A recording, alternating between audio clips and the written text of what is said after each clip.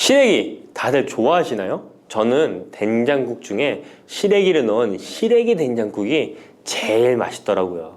겨울철에 자주 먹는 음식 재료인 시래기는 예로부터 한국인의 밥상에 올라온 식재료라 매우 친숙하죠.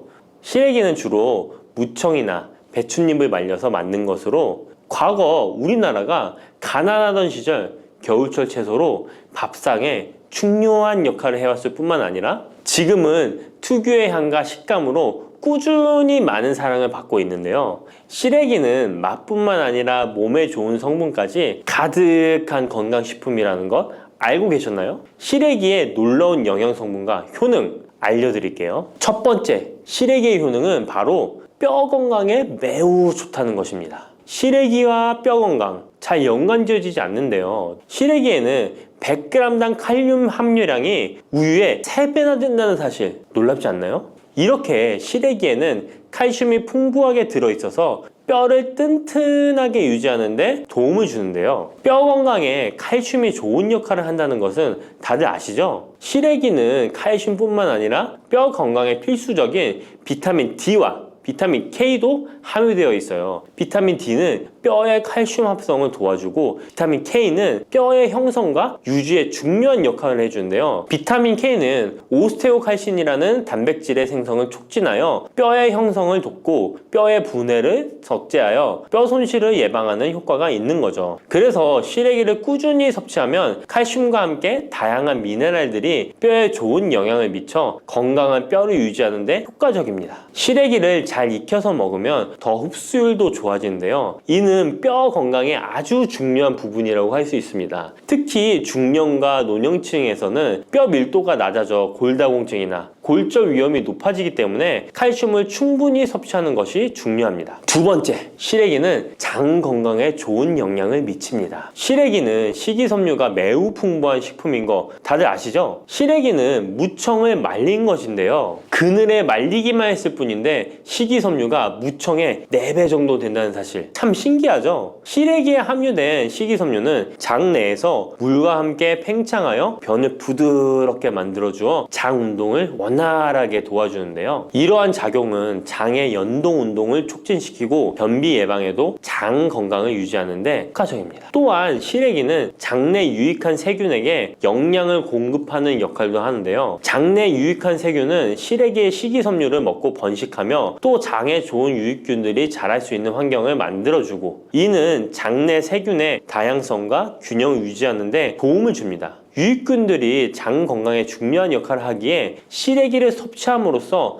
장의 환경을 개선할 수 있답니다. 이뿐만 아니라 시래기에는 항염증 작용을 하는 폴라보노이드와 폴리페놀 등의 식물 화합물이 함유되어 있는데요. 이러한 식물성 화합물은 체내의 염증을 억제하고 장내 염증을 감소시키는 데 도움을 줄 수 있습니다. 시래기는 장을 건강하게 유지하고 장에서 발생할 수 있는 다양한 질병을 예방하는 데 도움이 될 수 있죠. 장 건강을 생각한다면 이제부터 시래기 꼭 섭취해야겠죠? 시래기의 놀라운 효능 세 번째는 간 해독 능력입니다. 시래기에는 항산화 작용을 하는 비타민 C와 베타카로틴이 들어있어 간 건강에 매우 좋다는 것 알고 계셨나요? 비타민 C는 보통 과일에 많이 함유되어 있다고 생각하실 텐데요. 시래기에도 비타민 C가 풍부하게 함유되어 있습니다. 시래기에 함유되어 있는 비타민 C는 강력한 항산화 작용을 가지고 있어 체내에 유해한 자유 라디칼을 중화시키고 특히 간은 우리 몸의 해독기관으로 해독작용을 잘하려면 항산화 물질이 필요한데 시래기를 섭취하면 이 항산화 성분들이 간의 해독작용을 돕고 간 기능을 강화하는 데 효과를 볼 수 있습니다. 또한 시래기에는 미네랄인 칼륨과 마그네슘도 풍부하게 함유되어 있어 이러한 미네랄은 간 기능을 지원하고 체내 독소를 제거하는 데 도움을 줄 수 있습니다. 간은 알코올이나 지방, 환경적인 유해 물질을 처리하는 중요한 역할을 하기에 시래기를 자주 섭취하는 것이 간 건강에 큰 도움이 될 수 있다는 것 꼭 기억해 주세요. 네 번째 시래기의 효능은 바로 혈관 건강에 좋은 것입니다. 시래기에는 다양한 영양소가 들어있는데 특히 혈압을 안정시키는 데 도움을 줄 수 있는 칼륨이 많이 들어있습니다.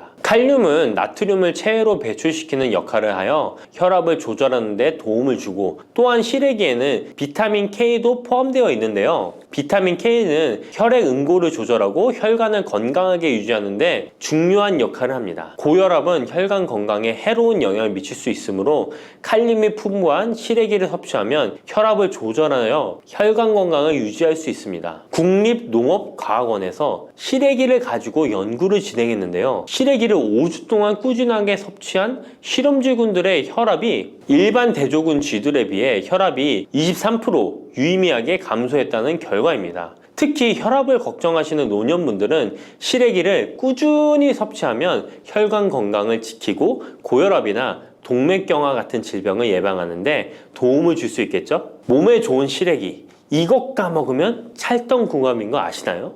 시래기와 함께 먹으면 좋은 음식들 바로 알려드릴게요. 시래기와 잘 어울리는 음식 첫 번째는 두부입니다. 시래기와 두부는 아주 잘 어울리는데요. 두부는 식물성 단백질이 풍부하고 식이섬유, 비타민, 미네랄 등 다양한 영양소가 풍부한 시래기와 함께 먹으면 서로 보완되는 환상의 조합이죠. 두부의 부드러운 맛과 시래기의 아삭한 식감이 조화를 이루어 맛있고 건강한 한 끼를 완성할 수 있습니다. 시래기와 두부는 모두 뼈 건강에 좋고 단백질과 칼슘을 동시에 섭취할 수 있어 노년층에게 특히 좋은 조합이라고 할 수 있는데요. 된장국을 끓이실 때 두부와 시래기를 넣어 조리하면 고소한 된장과 부드러운 두부, 그리고 시래기의 식이섬유가 서로 조화를 이루면서 소화도 잘 되고 영양도 풍부하답니다. 다른 조리 방법으로는 시래기 두부찜도 있는데요. 시래기와 두부를 함께 찜통에 넣어 찐 후에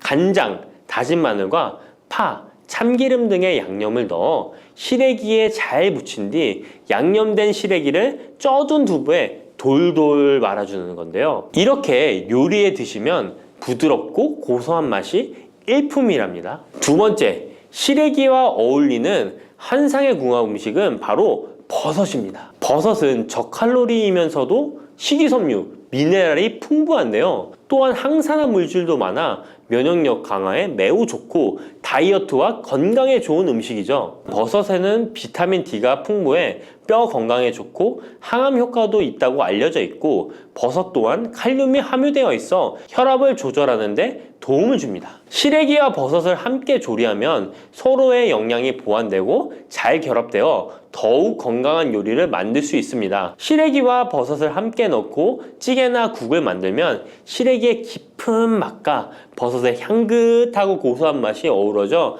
맛도 좋고 영양도 가득한 한 끼가 되죠. 제가 추천하는 요리법은 시래기와 버섯을 밥에 함께 밥을 짓는 것인데요. 이렇게 밥을 짓게 되면 조리도 간편하면서 고소한 맛과 식감이 어우러진 시래기 버섯밥이 완성된답니다. 꼭 한번 드셔보세요. 세 번째, 시래기와 된장은 궁합이 잘 맞습니다. 많은 분들이 시래기 하면 된장국이 먼저 떠오르죠. 시래기 된장국은 많은 분들이 좋아하는 국이죠. 된장국에 들어가는 된장은 콩을 발효시켜 만든 전통적인 한국 발효식품으로 장 건강에 매우 좋은 음식인 거 다 아실 거예요. 된장은 유산균이 풍부하여 장에 좋은 영향을 미치고 풍부한 단백질과 다양한 아미노산을 함유하고 있는데요. 시래기와 함께 먹으면 장 건강을 더욱 향상시킬 수 있습니다. 시래기는 부드럽고 고소한 맛을 가지고 있어 된장과 함께 조리하면 된장의 구수한 맛과 시래기의 고소한 맛이 조화롭게 어우러지고, 또 된장의 짭짤한 맛이 시래기의 은은한 맛을 잘 살려주어 된장찌개나 국에 시래기를 넣으면 깊고 풍부한 맛을 낼 수 있어요. 두 음식의 조합이 장 건강을 지켜줄 뿐만 아니라 맛있고 건강한 식사를 즐길 수 있게 해준답니다. 이렇게 몸에 좋은 시래기도 어떤 분들에게는 독이 될 수 있다는 것 아시나요? 몸에 유익한 영양 정보도 중요하지만 섭취 시 유의할 점도 꼭 아셔야죠. 시래기 섭취 시 주의해야 할 분들 바로 알려드릴게요. 시래기 드실 때 이런 분들 꼭 주의해야 합니다. 첫 번째는 신장이 약하신 분들입니다. 시래기에는 칼륨이 많기 때문에 몸에 유일한 작용을 하지만 한편으로는 신장이 약한 분들에게는 꼭 주의가 필요한데요. 시래기에 풍부한 칼륨은 신장 기능이 약한 사람들에게는 칼륨 섭취를 과도하게 하게 되어 문제가 될 수 있습니다. 칼륨은 신장에서 배출되기 때문에 신장 기능이 저하된 분들은 시래기를 과도하게 섭취하지 않도록 주의해야 해요. 특히 고혈압이나 신장 질환이 있는 분들은 전문가의 조언을 받고 섭취량을 조절하는 것이 좋습니다. 시래기 드실 때 주의해야 하는 분 두 번째는 바로 소화기관이 약하신 분들입니다.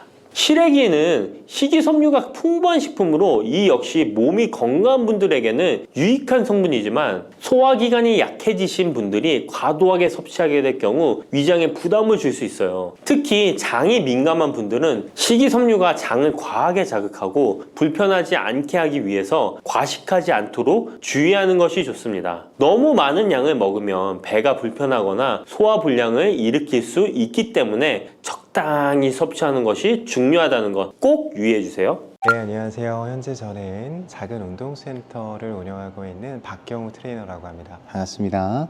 무릎 통증을 없애는 방법이 가장 확실한 방법 중에 하나는 근육이죠. 저희가 이 무릎 통증에 대한 원인을 복합적으로 봐야 되긴 하지만 요즘 들어 가장 크게 무릎 통증을 발생시키고 있는 원인으로는 근육을 꼽을 수가 있습니다. 체중 자체가 증가되면 저희가 상식적으로 생각을 해봐도 무릎에 가해지는 부담은 점점 더 커질 수밖에 없습니다. 그럼 왜 그렇게 이 체중 자체를 줄이라고 하냐? 정말 단순한데요. 걸을 때만 하더라도 저희의 몸은 하중이라고 하는 것을 지탱하게 됩니다. 몸의 이 하중을 지탱하는 것은 생각보다 무릎이 많은 힘을 발생시킬 수밖에 없는데요. 체중을 지지하는 부담은 무릎에서 느껴지는 것의 체중의 3배에서 5배까지 크게 느껴지게 됩니다. 그러면 그 말은 즉슨 체중 1kg를 감량을 하게 되면 무릎에서 느끼는 부담은 체감상 3kg에서 5kg 정도가 부담이 줄어들게 된다는 것이죠. 체중 감량을 하시는 것을 권장드리고 이제 말씀드리는 것입니다. 앉아있을 때에도 무릎이 아프거나 서 있기만 해도 무릎이 아프다 혹은 걸어 다닐 때에도 무릎이 아프다 하신다면 그때는 운동을 하지 않으시는 것을 권장드리고요. 왜 권장을 하지 않느냐? 단순합니다. 저희가 앉아만 있어도 아프다라고 하는 것은 관절 주변에 염증이 생겼다는 것입니다. 염증이 있으면요 저희는 휴식을 취해야 하는 것이지 운동을 해야 하는 것이 아닙니다. 이러한 사항들을 종합적으로 봤을 때 걷거나 아니면 다른 생활을 할 때 나는 통증은 없어 라고 하신다면 그럼 누구라도 운동을 하실 준비가 된 겁니다.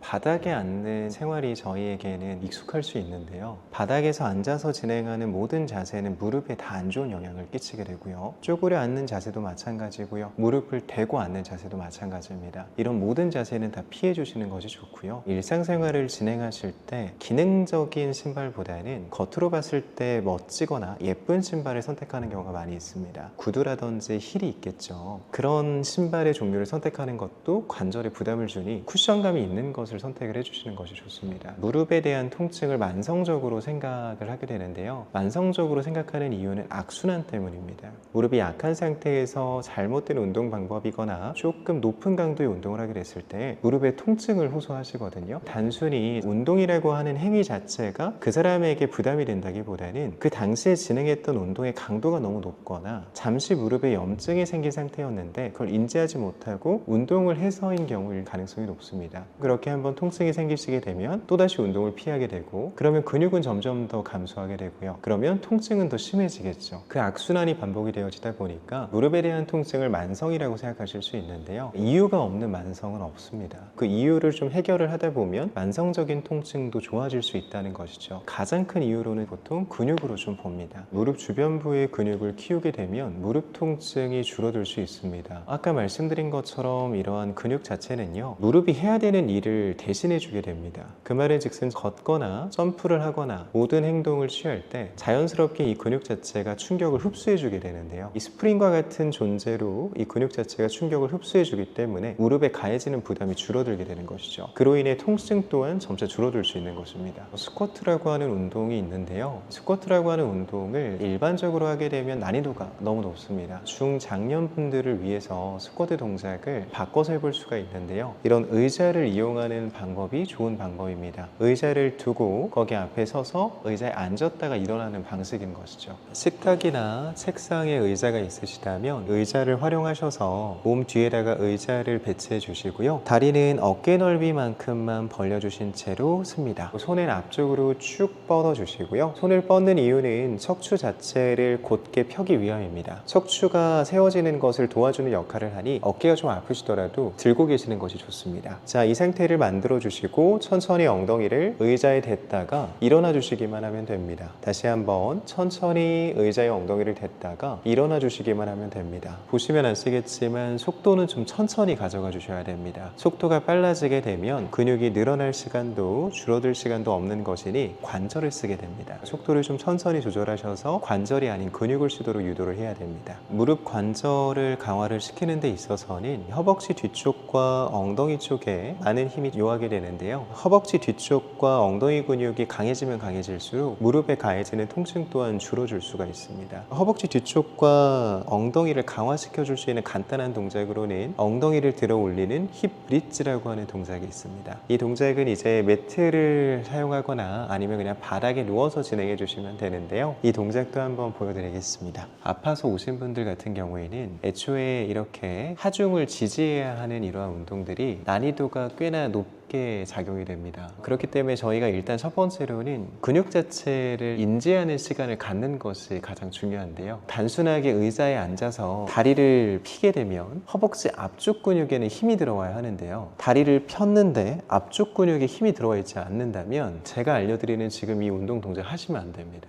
보통 그런 경우에는 제가 말씀드린 것처럼 운동을 할 수 있는 상태인지를 체크를 해보셔야 되는데요. 결국에는 이런 운동 동작들이 도움이 되기 위해선 근육이 좀 쓰여져야 됩니다. 그 근육을 쓸 수 있는 상태인지를 먼저 확인을 해봐야 하잖아요. 그 근육을 쓸 수 있는 상태를 확인하는 것은 의외로 간단합니다. 의자에 앉으셔서 다리 자체를 먼저 한번 쭉 펴보십시오. 핀 상태에서 내가 이 허벅지 앞쪽을 손으로 만져서 힘이 들어가고 있는지를 체크해 보셔야 돼요. 힘이 들어가고 있다면 좀 딱딱해졌을 것이고요. 근데 이렇게 올렸음에도 불구하고 말랑말랑하신 분들이 있으세요. 말랑말랑하다면 이 허벅지 앞쪽 근육 자체 근육의 신경계가 완전히 죽은 것이거든요. 그러면 저희가 이런 근력 운동 하시면 안 돼요. 분명 그 상태까지 가셨다면 혼자서 운동하는 것은 불가능합니다. 전문가하고 같이 운동을 하시는 것이 좋고요. 전문가 중에서도 재활을 전문적으로 하시는 분들이 있으실 거예요. 그분들을 찾아가셔서 같이 운동을 하시는 것이 가장 좋습니다. 저의 경우에는 시니어분들이 많이 찾아와 주시고 시니어분들께서도 운동을 하고 싶으시지만 배울 만한 공간을 찾지 못하시는 경우가 참 많거든요. 한 분이 먼저 하셔서 좋은 효과를 먼저 나타나게 되시면 그분으로 인해서 소개로 이제 좀 찾아와 주시게 되시는 거죠. 이러한 연령층이 실질적으로는 예전에 비해서 많이 낮아졌다고는 하지만 보통은 이제 사실 시니어 분들이라기보다는 부모님 세대 분들이 많이들 찾아와 주십니다. 60세부터 65세 구간의 회원분들이 가장 많으시고요. 70세가 넘어가시는 회원분도 계시기는 하지만 70세가 넘어가시는 회원분들은 그렇게 많지는 않으십니다. 이 근육의 신경 자체가 제가 죽었다고 표현을 했지만 사실상은 잠들어 있다는 표현이 조금 더 맞을 겁니다. 근육의 신경 자체가 어디 가지는 않는 것이거든요. 근데 너무 오랫동안 쓰지 않았기 때문에 이런 근육의 신경 자체를 내가 느끼지 못할 뿐입니다. 결국에는 뇌에서 보내는 그 신호와 근육의 신경계가 잘 만나야 하는데 그게 이루어지지 않으시는 것이죠. 그러면 그걸 인지시켜 드리면 됩니다. 제가 보여드렸던 이러한 평가 동작이 운동 동작이 될 수도 있는데요. 올려서 이 앞쪽에 힘이 들어오게끔 유도를 하는 것인데 단순합니다. 손가락으로 조금씩 건드려 주시는 것만으로도 효과가 있고요. 손가락으로 건드려 주셔서 이쪽에 힘을 주셔야 돼요 라고 하고 육성으로 말하면서 이 근육 자체를 쓸 수 있도록 계속 같이 도와드리는 겁니다. 육성으로 여기 앞쪽에 힘이 들어오시는 것을 느끼셔야 돼요. 혹은 이제 같이 만지면서 여기가 조금은 딱딱해지신 거 느껴지세요 라고 하면서 이제 같이 힘이 들어오는 것을 확인하는 것이죠. 그러면 그거를 연습하는 겁니다. 그래서 자연스럽게 무릎을 피는 동작만으로도 허벅지 앞쪽 근육의 신경을 조금씩 깨우고요. 앞쪽의 신경이 깨어난 이후부터 근육을 쓰고 있다는 것을 인지를 하고 난 이후부터 운동이 시작이 되어야 됩니다. 저희는 이제 남이래역이라고 하는 역에 위치가 되어져 있고요. 남이래라고 하면 많이들 생소하실 수 있으나 남이래역 8번 출구 나오시면 저희를 맞이해 보실 수 있습니다. 연락을 주신다면 언제든지 상담이 가능한데요. 저희가 너무나 죄송하게도 현재 모든 예약이 다 마감이 됐어요. 더 이상 이제 받기는 조금은 어려울 것 같고요. 만약에 이제 연락을 주신다면 대기 인원만 조금은 저희가 등록을 해드리고 있습니다. 기다리셔도 괜찮다면 상담 요청을 주셔도 되시고요. 오시게 되면 저희가 고정적인 수업 타임을 잡아드리기가 좀 어렵지만 오시는 분들에 한해서는 다 무료로 체험을 도와드리고 있어요. 이런 운동을 배우러 갔을 때 아셔야 하는 것이 당일에 등록을 권장드리지 추천드리지 않습니다. 이 운동이라고 하는 것은 특히나 재활에 대한 영역, 건강에 대한 부분을 좀 염려해서 운동을 하러 오셨다면 못해도 3개월이라고 하는 시간을 같이 보내게 되거든요. 그럼 이 3개월이라고 하는 이 시간 자체가 결코 짧은 시간이 아닙니다. 내가 이 하루 만에 이러한 결정을 내린다라고 하는 것은 좀 섣부를 수 있고요. 내가 어떻게 하면 나에게 맞는 그런 센터를 고를 수가 있냐, 이렇게 볼 수가 있는데, 저희가 해드리는 것처럼 체험을 받아보시면 됩니다. 한 곳만 받지 마시고요. 못해도 3곳은 받아보세요. 3곳을 받아보시면 나에게 맞는 선생님이 어떤 선생님인지도 좀 아실 수 있으실 거고요. 내가 좀 에너지가 넘치는 수업이 필요한 사람일 수도 있고요. 아니면 차분하게 설명을 듣는 것이 잘 맞는 사람일 수도 있습니다. 나에게 맞는 선생님을 고르시고 체험 받아보시는 걸 권장드립니다.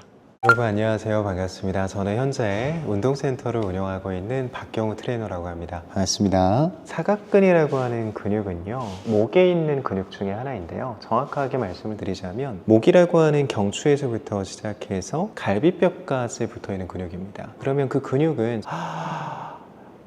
이렇게 호흡을 하게 되면 호흡을 도와주는 보조 근육으로 작용이 되어져요. 호흡 자체를 하는 것만으로도 이러한 사각근은 사용이 되어지게 되는데요. 저희가 이 사각근도 그렇고 목 주변부가 유독 더 긴장이 되어지시고 뭉치시는 경우가 있어요. 그 이유는 호흡에서 좀 찾아볼 수가 있는데요. 이 호흡 자체는요, 저희가 위에서 진행이 되어지는 호흡이 있고 아래에서 진행이 되어지는 호흡이 있습니다. 많은 분들이 알고 계시는 복식 호흡이라고 하는 방법이 있는데, 사실 정확한 것은요, 복식 호흡이 아니고요, 횡격막 호흡입니다. 횡격막을 이용한 호흡을 복식 호흡이라고 말씀을 해주시는데요, 저희가 이 아래쪽으로 호흡을 해야 되는 것이 위쪽으로만 이어지게 되면 이런 식으로 어깨만 들리는 흉곽 호흡만 하게 되는 것이죠. 그럼 이렇게 어깨만 계속 들썩들썩 하다 보니 자연스럽게 어깨 주변부에 있는 근육은 올라오게 되면서 긴장을 하게 되는 겁니다.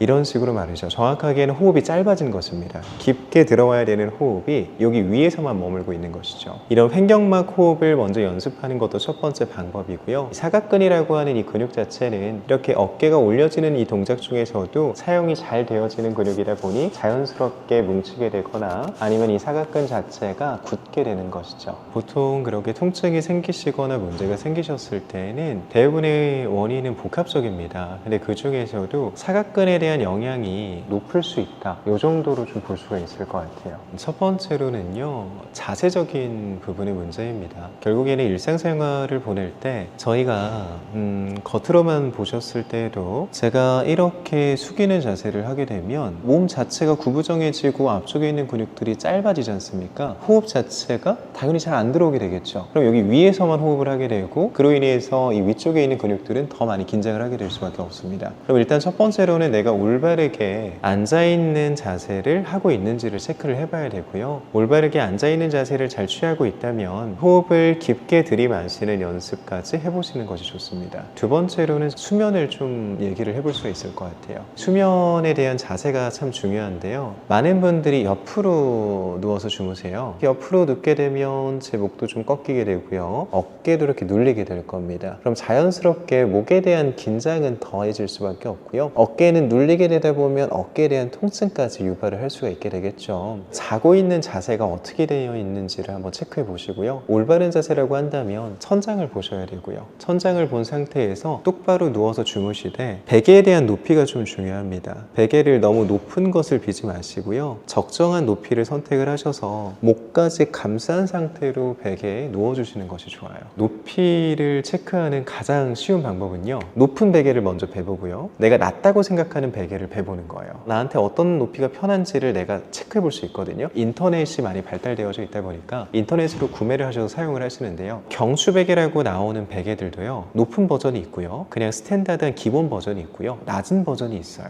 당연히 몸통 자체가 얇으실수록 낮은 베개 쪽에 가깝겠죠. 몸통이 두꺼워질수록 높은 쪽에 맞으실 거고요. 이걸 알 수 있는 방법은요, 베봐야 돼요. 직접 가셔서 높은 버전, 중간 버전, 낮은 버전을 하나씩 다 베보는 거예요. 그럼 그 중에서 내가 조금 더 편하다고 느끼는 베개가 있습니다. 그 베개를 선택해 주시면 돼요. 인터넷에서도 여러 가지 브랜드가 있는데 제품을 체험해 볼 수 있는 브랜드가 있고요, 그냥 온라인으로만 판매를 하는 브랜드가 있습니다. 좋은 제품일 수 있겠으나 체험을 못 한다는 거에서는 저는 추천드리지 않고요, 그렇게 한번 방문하셔서 내 목을 보호할 수 있다면 그 정도는 충분히 가치 있다고 생각을 합니다. 아까 말씀하신 것처럼 손에 대한 저림과 부종, 통증이 심하다면 사실 사각근만으로는 해결이 안 될 수도 있어요. 내가 사각근 마사지를 해보고 나서 차도가 있다면 사각근에 대한 원인이 조금은 있는 것이니 여기를 풀어주시면 효과가 있지만 여기를 풀었음에도 불구하고 차도가 없으시다면 병원에 한번 내원을 해보시는 것이 좋습니다. 그 이유는요, 저희가 이런 손 저림이라든지 부종 이러한 부분의 문제는 사각근 자체만으로 나타날 수는 없고요. 심하신 분들 같은 경우에는 목에 대한 디스크도 생각을 해봐야 되고요. 협착증에 대한 부분의 증상까지도 생각을 해볼 수가 있습니다. 여기를 마사지를 하시고 나서 괜찮아지신다면 푸셔도 되지만 푸시고 나서도 내가 차도가 없다면 한번 상담을 받아보시는 것이 좋습니다. 사각근 마사지는 생각보다 간단한데요. 옷을 한번 내려서 보게 되면 제 쇄골이 있습니다. 이 쇄골 쪽을 이렇게 만지다 보면 살짝 들어가져 있는 부분이 있어요. 이 부분을 저희가 손가락으로 가볍게 눌러서 살짝씩 문질러 주시는 거예요. 문질렀는데 통증이 없으시다면 이 손가락의 위치를 조금 더 이동시킵니다. 옆쪽으로 이동시켜서 그대로 눌러주시고 이 자리엔 통증이 있다. 그럼 통증이 있는 자리를 15번에서 20번 정도를 마사지를 해주시는 거예요. 중요한 것은 압력 자체가 약해서는 안 됩니다. 손가락이 어느 정도는 들어갈 수 있게 힘을 주시고 그 상태에서 눌러봤을 때 통증의 유무를 판단하셔야지, 누른 상태에서 내가 가볍게 눌러놓고 통증 없는데 라고 하신다면 잘못 촉진하고 계신 거예요. 내가 눌렀을 때 통증이 없다면 약하게 누르고 있을 가능성이 높아요. 그러면 통증이 강할수록 좋나요? 라고 하실 수 있는데 그렇지는 않아요. 통증 자체가 있기는 하지만 견딜만 하다 하는 압력으로 누르셔서 15번에서 20번 정도를 눌러주시는 거예요. 조금 통증은 있지만 이 정도는 견딜만 하다 하시는 강도로 누르셔서 15번에서 20번 정도 마사지를 해주십시오. 좋지 않은 자세를 일상생활에서 계속 유지하신다면 마사지라든지 스트레칭 혹은 조금 더 넘어가서 교정 운동들은 무용지물이 될 수가 있습니다. 일상생활을 보내는 시간은 못해도 8시간에서 10시간의 바깥 생활을 하게 됩니다. 운동하는 시간은요, 보통 길게 가져가도 1시간이거든요. 그 다음에 더 나아가서 이런 마사지 동작들은요 1, 2분이면 끝납니다. 일상생활에서 내가 불균형 자세를 계속 유지하고 계신다면 마사지나 운동이 크게 도움이 되지 않는다는 것이죠. 바른 자세를 유지하는 것이 가장 중요합니다. 그리고 바른 자세를 유지하시면서 꼭 하셔야 되는 것은 정적인 자세를 오래 유지하시면 안 됩니다. 고정적인 자세를요 1시간 이상 가져가는 것은 좋지 않습니다. 올바른 자세를 유지했다라고 하더라도 1시간 정도 지나면요 일어나십시오. 스트레칭을 해도 되고요, 아니면은 잠깐이라도 살짝 걸어주시면 됩니다. 그리고 그 전에 말씀드린 것처럼 수면 자세 참 중요합니다. 잘 때 올바르게 회복하지 못하고 불균형한 자세로 잠을 청하게 되면 회복도 잘 안 되게 되고요, 목은 목대로 경직이 되고 어깨는 어깨대로 눌리게 됩니다. 근육 자체가 굳지 않으려면요 근육을 움직이는 수밖에 없습니다. 근육이 움직여야 굳지 않고 경직이 되지 않는 것이거든요. 운동의 종류의 형태라고 한다면 무엇이든지 다 괜찮으니까요, 직접 체험해보고 경험해보면서 나에게 맞는 운동을 선택을 해보십시오. 수영도 괜찮으실 거고요, 필라테스가 잘 맞으시는 분들도 있을 거고요, 요가가 잘 맞으시는 분들도 있을 거예요. 일단 운동을 먼저 시작해보시는 걸 추천드립니다. 믹스커피 지금부터 꼭 이렇게 드셔야 돼요. 의사들이 적극 추천하는 방법입니다. 믹스커피는 당뇨에 안 좋다는데 먹어도 되는 거야? 요즘 이렇게 질문하고 있지 않으신가요? 결론부터 말씀드리면 어떻게 먹는지에 따라 믹스커피는 건강에 도움이 될 수도 있고 안 될 수도 있습니다. 그래서 잘 알고 먹어야 하는 거죠. 지금부터 믹스커피에 대한 모든 것을 자세히 알아볼 텐데요. 영상 끝까지 보시면 믹스커피 성분, 효능, 부작용, 건강에 어떤 영향이 있는지와 사람에 따른 하루 권장량, 믹스커피와 같이 먹으면 정말 좋은 식품까지 그동안 몰랐던 믹스커피에 대한 모든 진실 아실 거예요. 제일 먼저 기억하실 게 믹스커피의 성분인데요. 믹스커피는 과연 어떤 성분으로 만들어졌을까요? 물론 믹스커피 제조사마다 성분이 조금씩 다르지만 가장 많이 드시는 믹스커피를 기준으로 말씀을 드릴게요.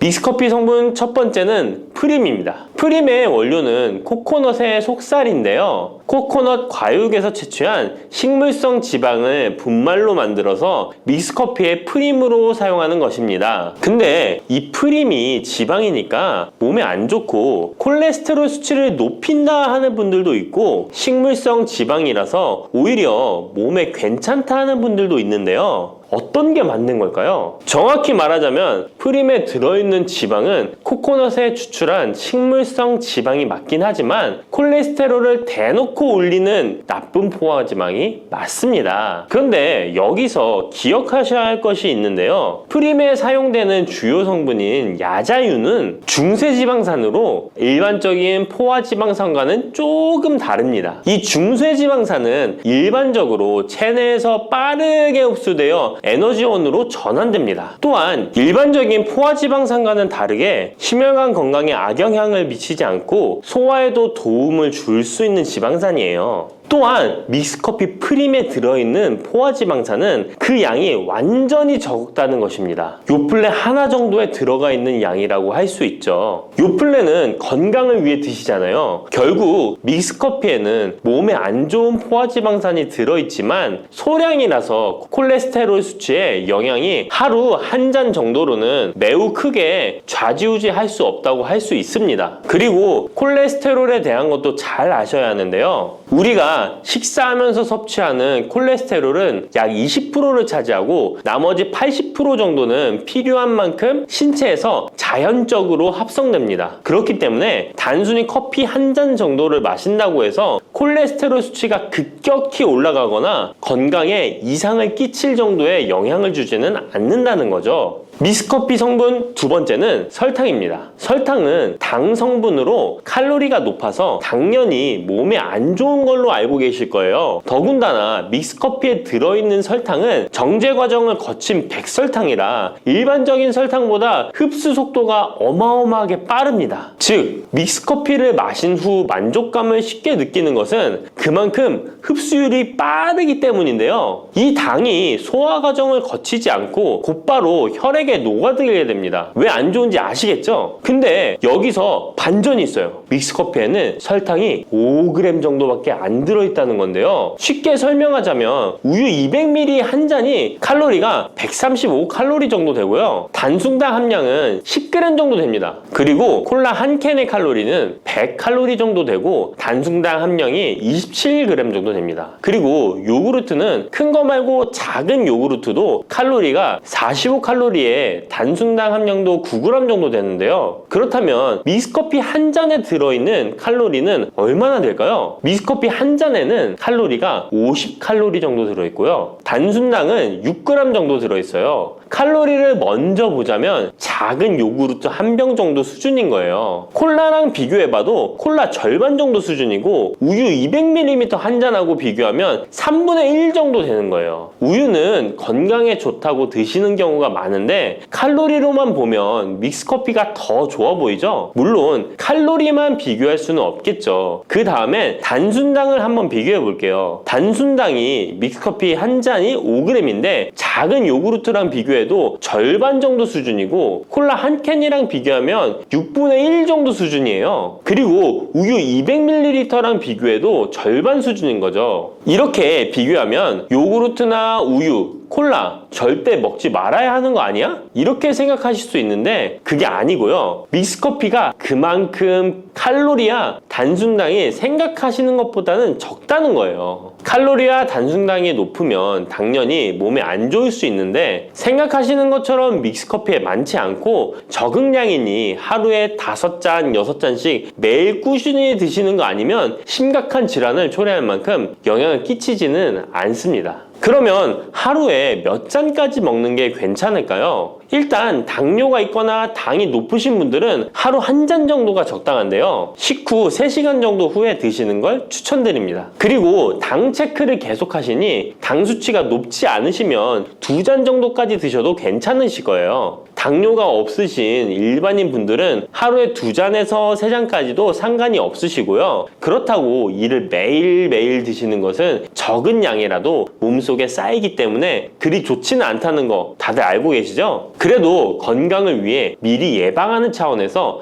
식후 바로 드시지 마시고 2시간 정도 후에 드시면 좋습니다. 믹스커피의 성분 세 번째는 커피에 들어있는 카페인입니다. 카페인에 대해 설명하기 전에 믹스커피도 일반 커피처럼 커피가 들어가 있기 때문에 커피 성분이 주는 효능이나 부작용도 나타날 수 있습니다. 먼저 커피의 효능을 보자면 커피의 효능 첫 번째, 암 예방 효과입니다. 미국 건강 매체 캔서 헬스에 따르면 ITPR3라는 물질은 대장암에서 간 전이에 기여하는 유전자의 발현을 유도해서 도미노 효과를 유발하는 물질인데 특별한 억제제는 아직 없지만 커피를 마시는 사람들에서 카페인이 이 ITPR3에 대한 억제 효과를 보인다는 것을 발표했고 카페인 섭취와 대장암 재발 및 사망률의 관계를 추적한 결과 하루 4잔 이상 커피를 마신 환자들이 전혀 마시지 않은 사람들에 비해 생존율이 현저히 향상된 것으로 규명된 바 있는 연구도 진행했었습니다. 이런 실험을 진행하면서 커피의 카페인에 대한 효능들이 지금까지 다양하게 연구되고 있는데요. 그렇다고 해서 커피를 무조건 많이 드시란 이야기는 아니고 또 믹스커피 자체가 이런 효능이 있다는 말도 아니에요. 커피에 카페인에 대한 몇 가지 실험을 이야기 드린 거고요. 그만큼 카페인에 대한 너무 부정적인 인식을 변화시켜 보시라고 말씀드리는 거예요. 커피의 효능 두 번째는 기억력 회복 효과입니다. 서울대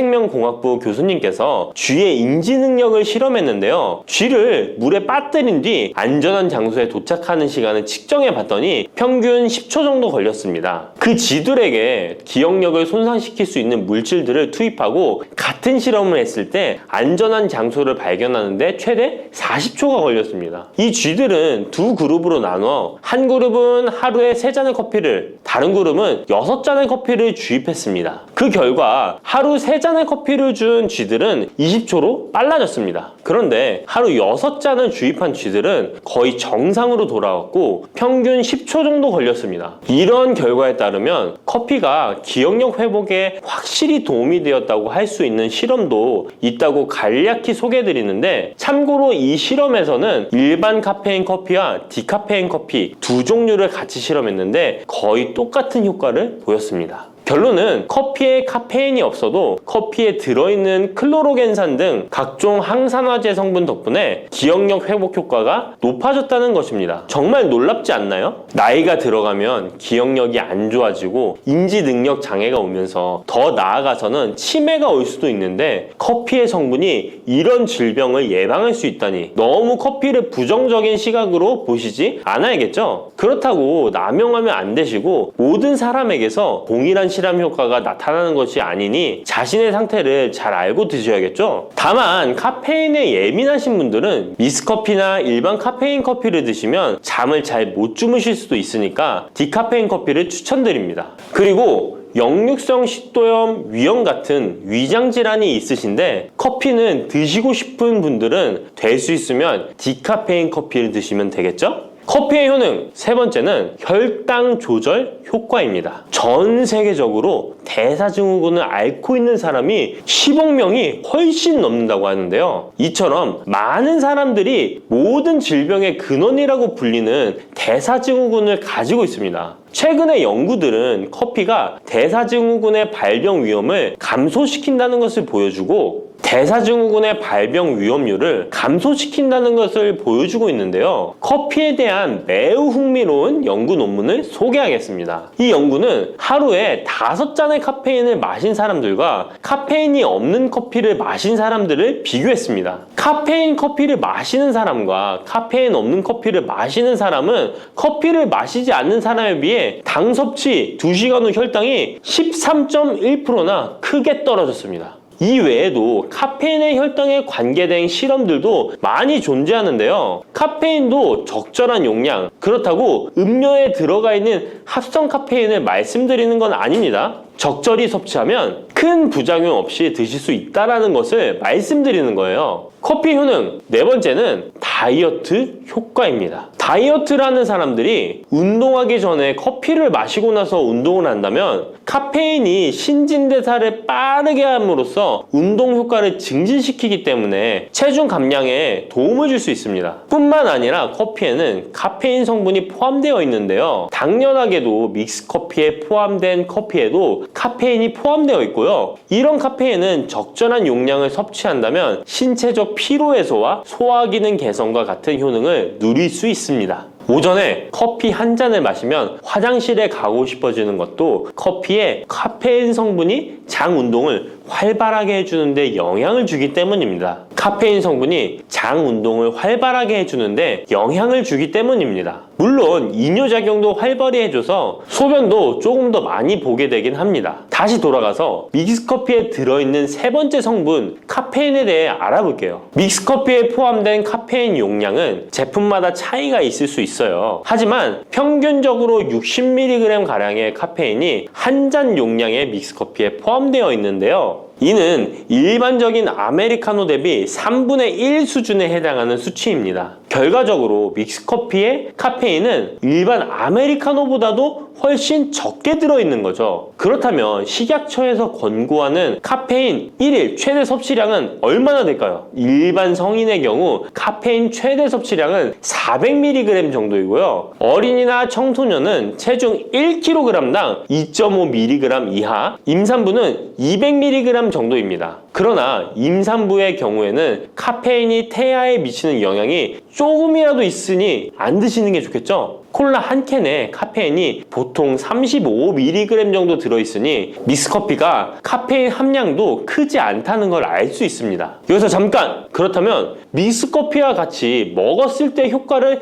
극대화시킬 수 있는 식품이 있을까요? 커피와 같이 먹으면 좋은 음식 첫 번째는 강황입니다. 노란 빛깔의 강황가루를 넣은 커피를 골든 라떼라고도 부르고 있습니다. 강황이 몸에 좋다는 사실이 알려지면서 이미 미국과 유럽 등 전 세계적으로 엄청난 인기를 끌고 있는 새로운 종류의 커피 중 하나인데요. 강황에 함유된 커큐민 성분에는 강력한 항염 효과를 지니고 있어서 체내의 염증 유발 물질을 억제하며 암세포가 발생하고 증식되는 위험을 낮춰줍니다. 또한 우울증을 완화하는 데도 도움이 되며 기억력을 개선하고 치매를 예방하는 등의 다양한 효능을 가지고 있습니다. 강황 커피는 커피 한 컵에 강황 한 티스푼을 넣어 마시면 좋은데요. 강황 속의 커큐민은 우리 몸에 굉장히 흡수되기 어려운 성질을 가지고 있습니다. 그래서 세계적으로 유명한 원료 기업들은 각 기업마다의 커큐민 흡수율을 높인 특허 원료를 만들어내곤 하는데 간단하게 흡수율을 높일 수 있는 방법이 있습니다. 바로 후추입니다. 미국 텍사스 주립대학에서 실시한 연구 결과 강황의 커큐민은 후추의 페페린과 만나면 흡수율이 2000%까지 높아지는 것으로 나타났습니다. 강황 커피에 후추를 아주 살짝 넣어 드시면 건강 개선 효능을 높일 수 있으며 만약 향이 강하다고 느껴지신다면 우유를 조금만 넣어 드셔도 아주 좋습니다. 믹스커피와 같이 먹으면 좋은 음식 두 번째는 계피입니다. 커피에 계피를 넣으면 아주 향긋한 커피를 즐길 수 있어요. 후추와 정향에 이어 세계 3대 향신료 중 하나인 계피는 이미 수천 년 동안 약재로 사용되어 왔으며 여러 연구를 통해 계피의 다양한 효능이 입증되어 왔습니다. 커피의 원료 생산지인 멕시코에서도 커피에 시나몬 스틱을 넣은 커피를 즐겨 마신다고 합니다. 미국 당뇨협회가 발표한 연구에 따르면 제2형 당뇨병 환자에게 계피를 투여하자 혈당 중성지방 수치는 낮아지고 좋은 콜레스테롤 수치는 높아졌다고 해서 블랙커피에 계피 2분의